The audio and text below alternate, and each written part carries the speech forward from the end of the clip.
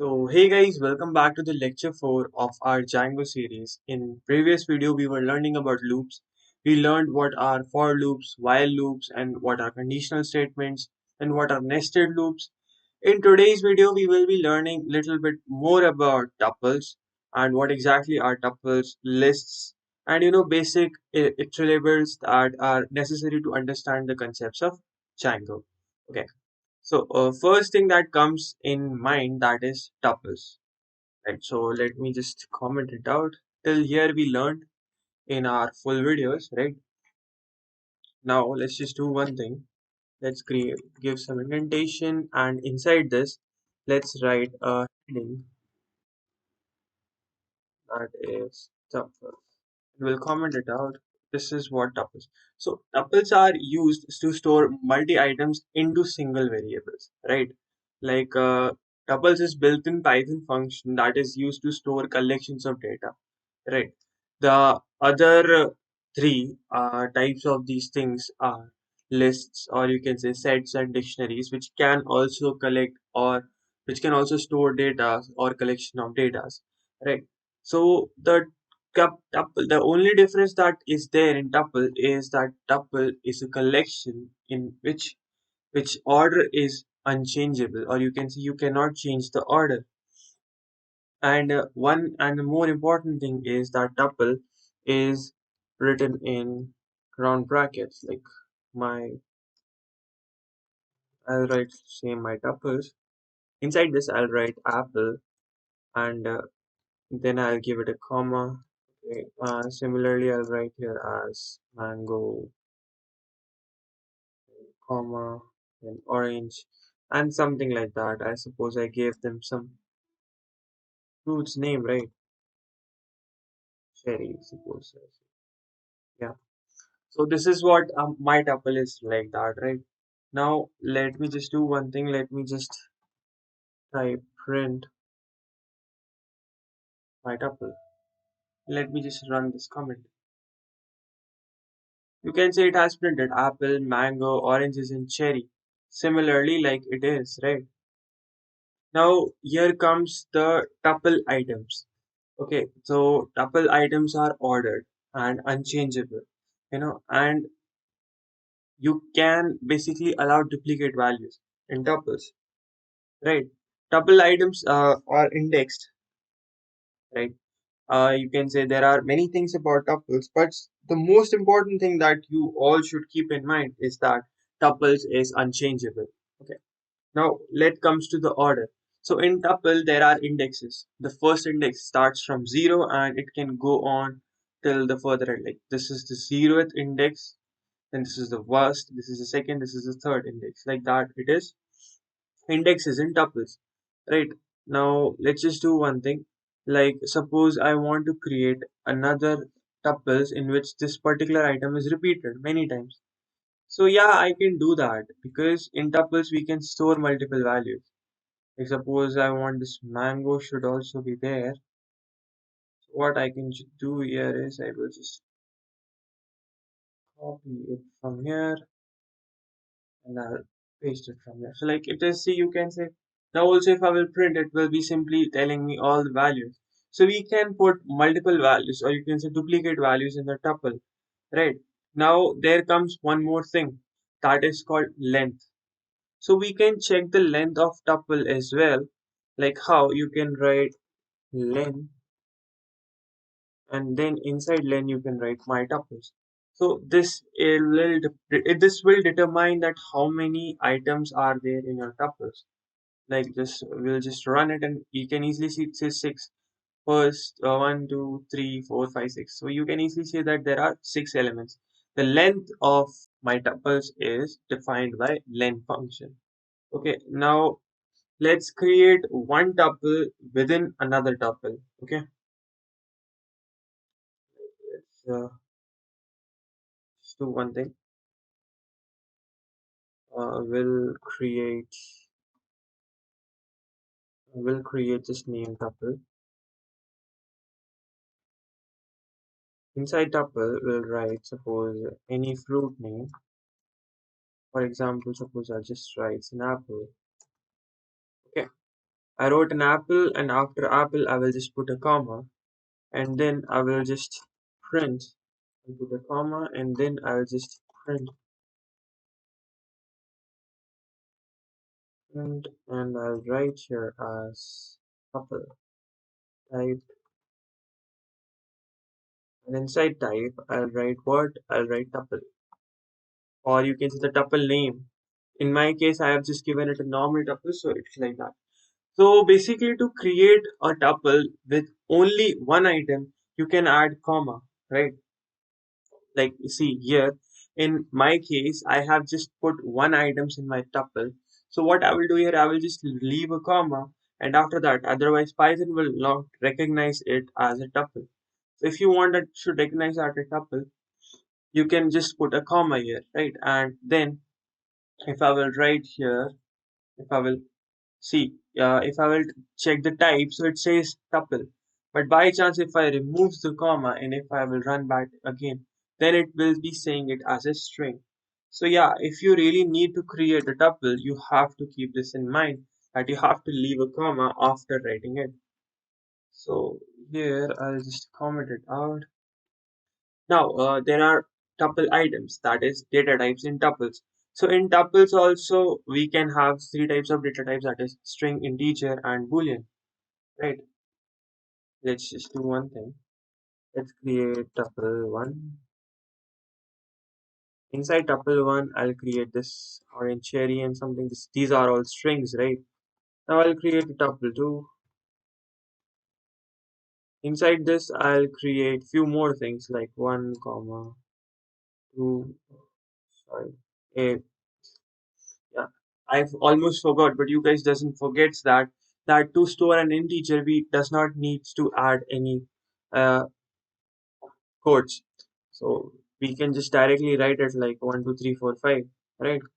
So this is our integer, and here comes our tuple number three.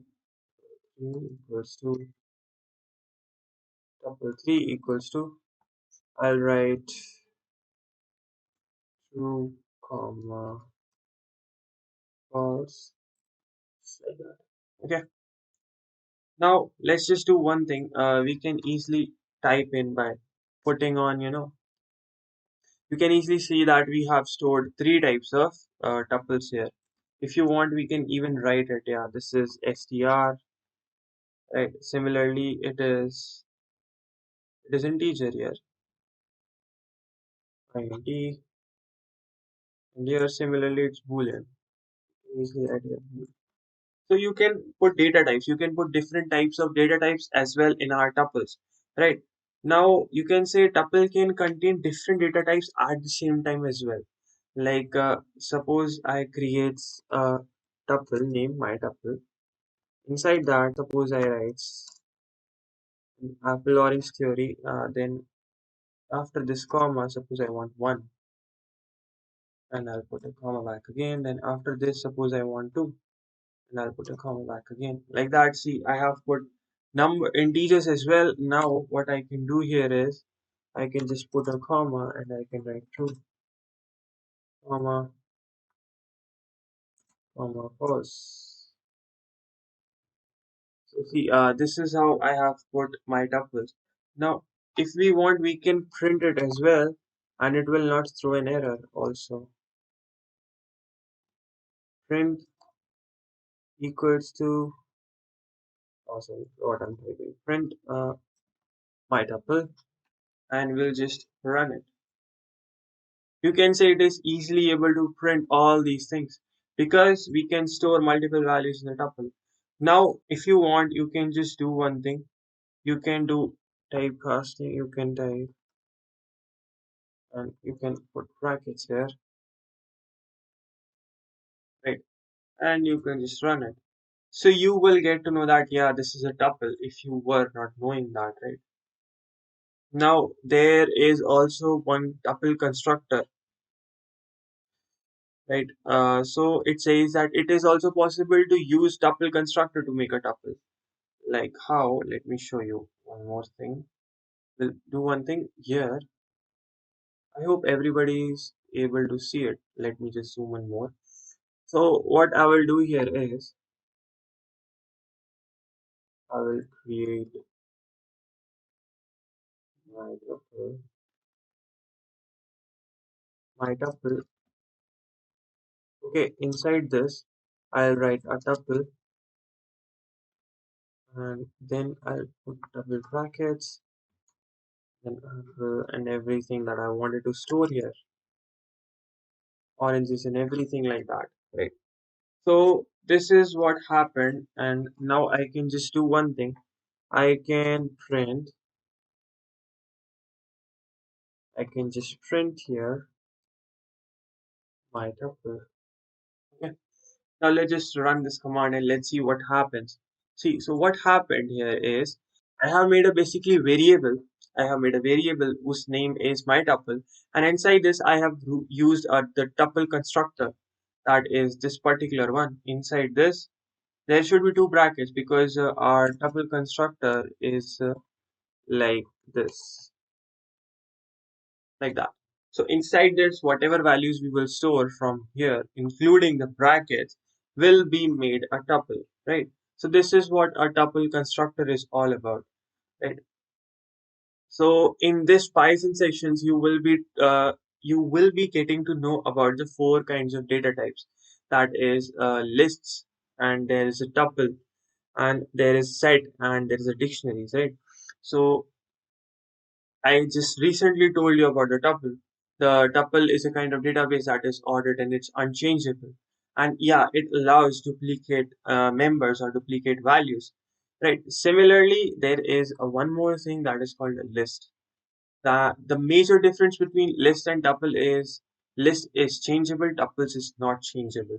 That is the most difference you will be knowing about lists, right?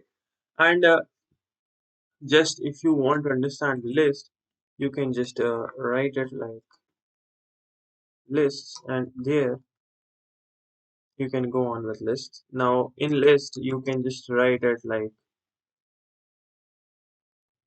base my list, and then we can write here as any, basically we can write here any item we want, like apple is there, then cherry, then orange, anything it's there, you can easily store that. And what you can do here is you will print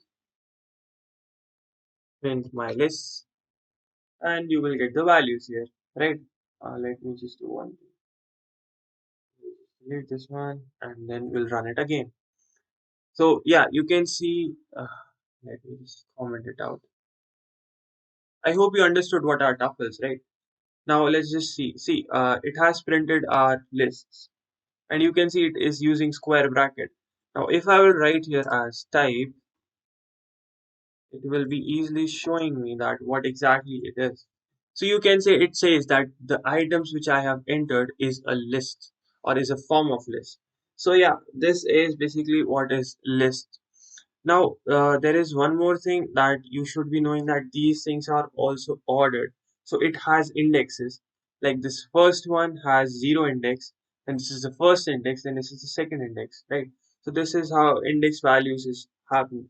It also is duplicable, like we can also duplicate the values here in lists similarly as we did in tuples, right? The major difference in lists and tuples is just it's unchangeable, and this one is changeable, right? Now let's do one thing. Basically, I have already told you about the things like data types. We can do the same data types in lists as well, right? Here, the same we can do. We can just let me copy it here. We'll paste it, and so basically, what it is nothing. It's just like now it has become a list. So basically, the data types which are stored in tuples is same as it is stored in here. So there is not a major difference between all these things, right? The major difference is that it's changeable. That's it, right? We can use the same thing. Like we can also use the type function here, as I just now told you. Then there is also a constructor called list constructor. Let me just show you that as well real quick. Like suppose I want to create my list, right? Inside this, I will use a constructor that is list, and then I'll use a, and I will just do anything I want, that apple, similarly orange, cherries, and anything. So now you guys will be asking why I have stored a list in round brackets. So basically when we are using a constructor, like here we were using a tuple constructor, so we were using double round bracket. Same thing is here, that when we are using list constructor, we have to use double round brackets. Here we will be not using our square brackets as we usually does, right? This is nothing, just normal differences that I recently told you, right? Now you can say that just list is the thing in which we can change things, like it we can change and remove things even after when it's created, right? In list we cannot do that because it's not changeable, right? Yeah. Now let's move on further and let's just understand little more deeper about list, like how can we access list items, right? So what we will do here is, suppose let me just use this one. Okay, so this is our list, right? Now what I will do here is, I just copy it here, and so now what I will be doing here is I will be using indexing, or you can say indexes, to identify or to print the element, right? For example, I will print here, I will print my lists, and inside my list I will use a square bracket and I will write, suppose I want one. So what it is indexing. Here, 1 means I am denoting the second element because indexing starts from 0. That is, this one is 0, then 1, then 2, and then 3. Let's just run it and you can clearly see that it printed oranges. See, all these things are similarly applicable here as well, right? If I will just do one thing, I will remove this, and if I will write here as print, similarly, if I write my tuple, and inside my tuple, suppose if I write third index, and if I print it, so firstly it will print 2, and then it will print oranges, because you can see third, that means a fourth element, first, second, third, and fourth, so it print 2. So yeah, the same things, indexes and all, it works for tuples as well, right? So whatever I'm telling you guys for the list will be similarly applicable for tuples, right? Now there is one more thing called negative indexing. So now what is negative indexing? Like, see, it starts here from 0, right? So if I will put here -1, then it will come to apple. Let me just print it. See, like by chance if I says -3, so it will come to orange. You can see. So yeah, this is what indexing is all about, negative indexing and thing. Then here comes one more thing that is called range. So what is a range? Let me just do one thing. I'll copy paste it more. Let me just create more elements here real quick. So now what I will do, I will give it here range. Like suppose I want that my element should start printing from first, that means second item, and it should go all the way till fourth. Okay. So let's just see what will be the output. Yeah, you can see it has printed orange, cherry, and apple. Now let's just check. This is the first, second, third, and it didn't printed the fourth one because I wanted it should start from first and it should end before fourth. Right. So this is what range of indexes is all about. Right. Now similarly, you can use a negative range of indexes. Like if I'll put minus, then it will start from this last cherry and it will come all the way till apple. Let me just run it real quick. Why it says like that? Actually, it should be from, suppose I want from -4 to -1. Yeah, it's just printed. Yeah, see, it is still working. Now, if you will see -1, -2, -3, and -4. So it will start from cherry and it will go all the way till orange and it will not print the cherry. You can see it, right? So this is what negative range of indexing. See, these all things are just to make your concepts clear so that you should be understanding things, right? This is what an indexing is all about. Now, you can do one more thing, that you can check that whether a particular element is present in your list or not, right? So for doing that, suppose I want that, let me just do one thing.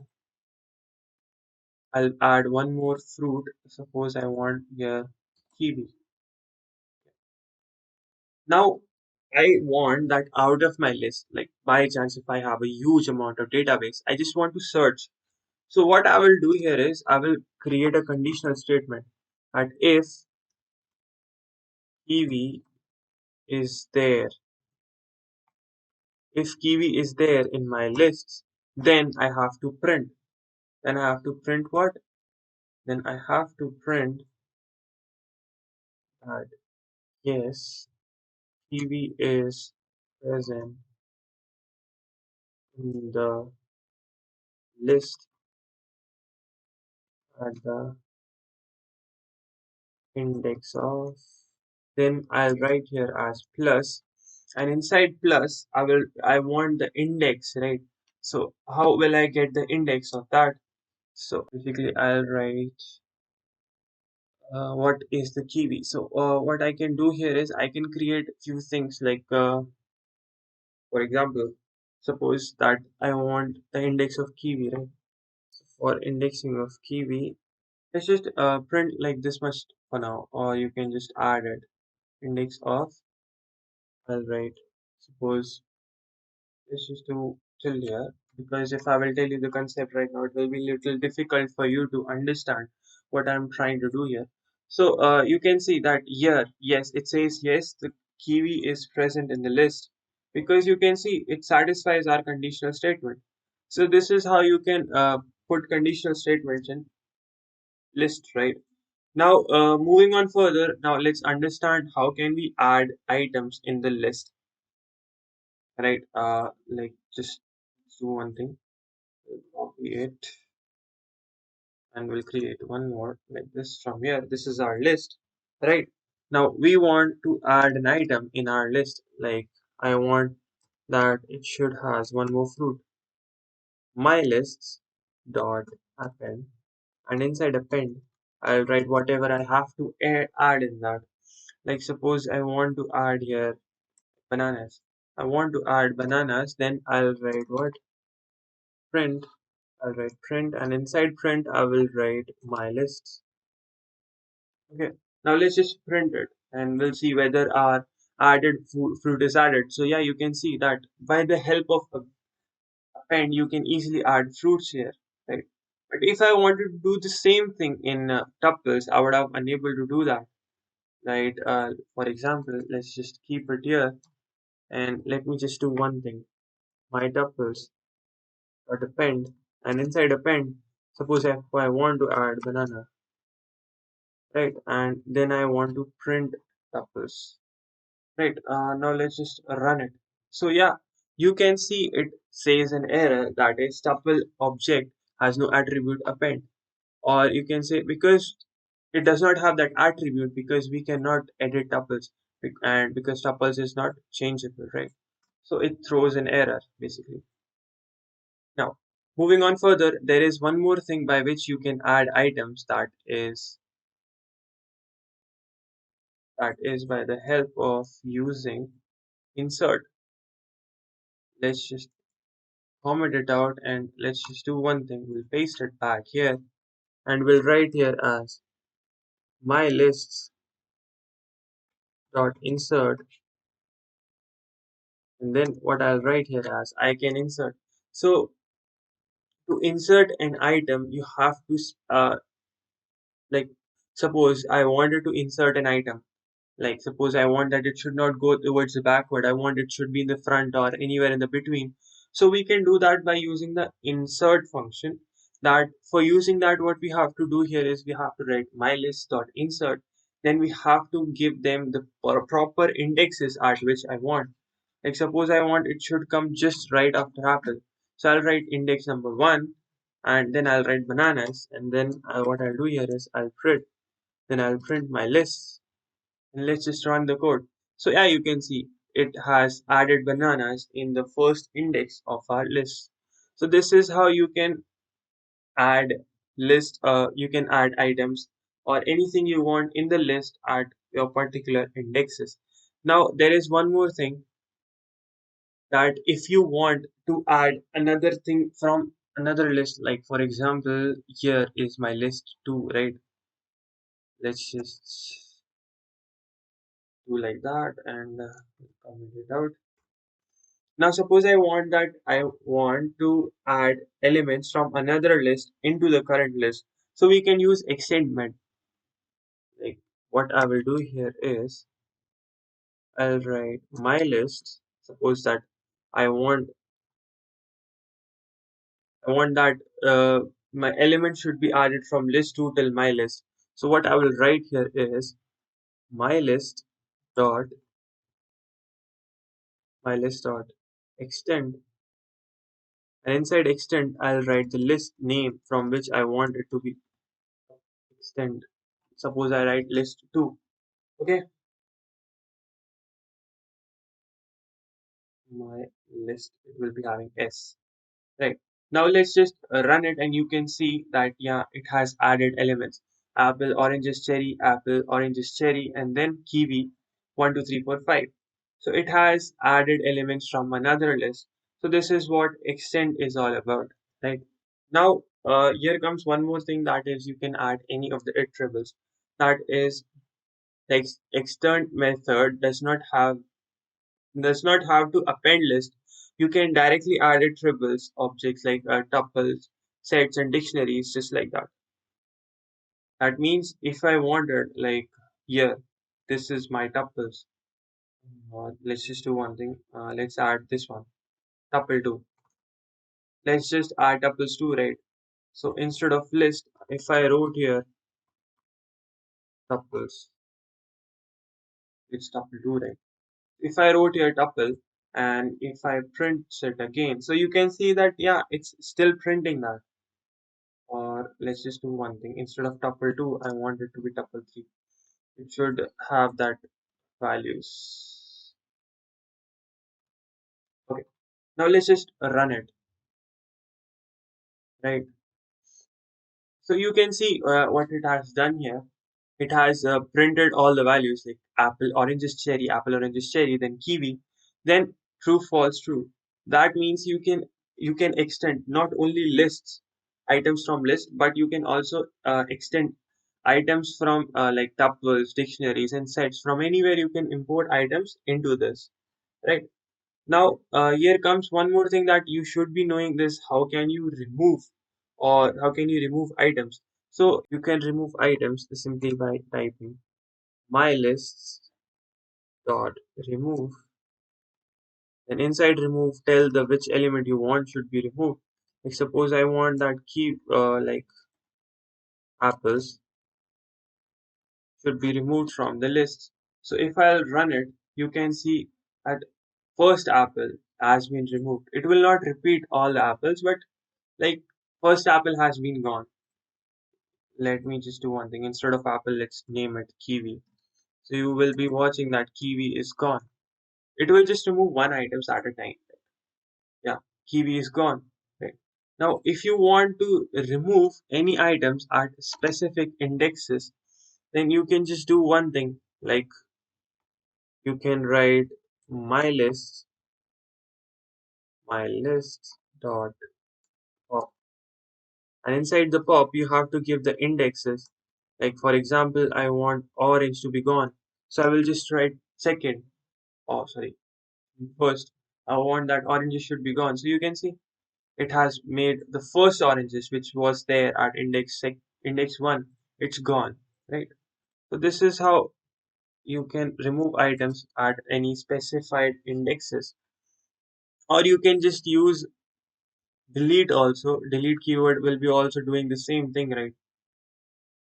But what's just you have to give them a specific indexes, like del del my list, and then after my list you have to give the index at a 0. Suppose I want that first apple should be gone, Then I'll print it. So you can say first apple is gone. This is what delete function is all about, right? Similarly, there is one more thing, that there is one thing called clear. Clear will clear all your lists, like my list dot clear. Yeah, you can say my list dot clear, and then I'll print it. So you can say it will print an empty square brackets because it has cleared our whole list. These are all the things which will work just for lists, but it will not work for tuples because we cannot change tuples. So this is little difference between the lists and the tuples, right? Then our loop list also, like we can make loops in the list. How? Let me just tell you. Here, let's just do one thing.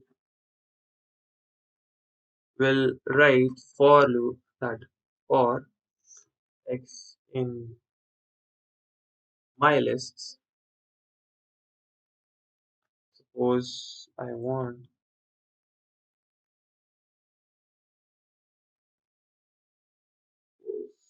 for x in my list, let's print x. What it will do, it will print all the elements in the loop in the form of loop. By chance it was having hundreds of elements, it would have went for hundreds of elements, right? Now, similarly, you can give range as well here. Like for example, if let me just do one thing. Let me just bring this list a little down, right? Now, what I want, that by chance I want loops should be having indexes as well. So for I in range, then my list, that means I in range, that means the range which I have given is the length of my list. That is technically 7 items, right? So it says that for I in range, and in what is the range I have given, that is the length of my lists. Then I have to print my lists. I Let's just do one thing. Let's run and see what output we will get. So we are getting the output of elements, right? This is how it works. So this is how you can put loops as well using the indexes or the length. Right. Now, similarly, we can use while loop as well. Like just now we just used for loop. Now, similarly, we can use while loop. So I'll write I while and I have to print. I have to print. Hmm. Okay, and inside this, I'll write I as well. And then what I will write here is I equals to I plus 1. That is, we are giving it, increment. It will get incrementation every single time. Now, what it says that at initial, the value of I is 0. And now, when I is till the time I is less than the length of my list, we have to print I, right? That is, it will be not printing the list, it will be just printing the numbers. Let's just do one thing. Let me show you. See, it is printing the name of elements. Like what is my list? Print my lists, and inside that it's saying I. That means the elements which are present in my list. And what it says I plus 1. That is, it got increment. So loop works like that. At initial it was 0. It checked the condition that yeah, 0 is less than 7. Obviously, right? Then it runs the loop. Then it printed the first element because it printed the 0 index, that is apple, right? Then it got incrementation, that is I plus 1. Now it became first, and again first is less than 7. So like this our loops goes on forever until the condition is satisfied. Now now let's write a loop using list comprehension. Okay, so for that let's just do one thing. We'll again work on the list. So for that, let's just go on print. Inside print, we'll write print x for x in my list. This is what we used list comprehension. Like just let's just run it and see what we got. So we got just a normal output. That means we have to run print x for x in my list. We have just applied a loop like that. Right. Now, if you feel any doubt regarding the concepts that what I'm telling or what exactly I'm teaching, you are not understanding, then just go through the video once more. And if you really feels any doubt, then yeah, do comment out, and I will be really happy to tell you the things which is little necessary, right? These things, these things will maybe it will be not that much needed in Django, but still you have to know the concepts, because sometimes what happens, we got to come to complex problems to make in Django, and that time we have to work through the things which we were not knowing before. So yeah, if your basics are clear, then yeah, you can easily work on Django. So this is just I'm talking about list comprehension. Then you can do one thing, sort. You can also sort the lists. Now let's just do one thing because it's taking a lot of time. Instead of telling each and everything, I'll just go with I will just give you a little bit introduction about the things so that it will be little beneficial. So now moving on further, there is a one thing called sorting lists alphabetically. We can do one more thing is we can sort the list by just typing my list dot sort like that, and then what I'll write is print my lists. Then let's just run it and we'll see what happens. See what exactly has happened. It has sorted the list in alphabetical order. Like you can see A, and then C, and then like that it has sorted the list. Right. Similarly, there is a descending also, that what you can write it sort, then sort reverse equals to true. Sort. So what it will do here is it will it will sort our list in descending orders, like from bigger to smaller, like that it is. Then now here comes one more thing, that is customize sort function, right? You can also customize your own function by using the keyword key equals function, like that. Now let's just do one thing. We'll create a function very real quick. Let's just comment all the things out. For that, I'll write define my function. Let's define my function. It will need a bracket inside. There will be in value, suppose. Then it says return. Okay, return yes n minus suppose I'll say 10. Okay, and now what I have to write here is I have to create a list. For that, I'll write my list equals to, I'll write 100, suppose I'll write 20, 50, 60, like that. Okay, and then what I'll write here is I'll write this list.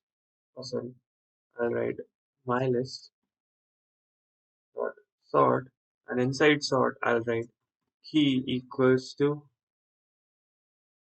my function that I have given, and then what I'll write here is I'll write print.